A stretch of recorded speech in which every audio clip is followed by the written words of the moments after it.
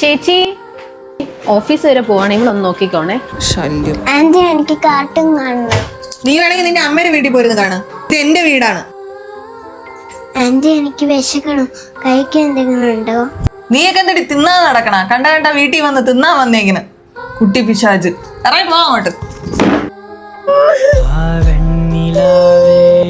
നോക്കിയാണ് നിങ്ങൾ അനിയന്റെ ഭാര്യ ആ കുട്ടി പിശാചിനെ ഇവിടെ കൊണ്ടുവിടണ എന്തിന്?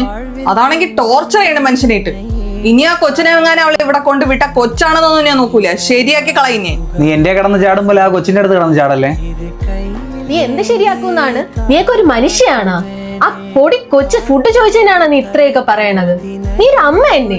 ഞാനും എന്റെ ഹസ്ബൻഡുവേ കഷ്ടപ്പെട്ട് ജോലി ചെയ്താണ് എന്റെ കൊച്ചിനെ നോക്കുന്നത്, നിന്നെ പോലെയല്ല.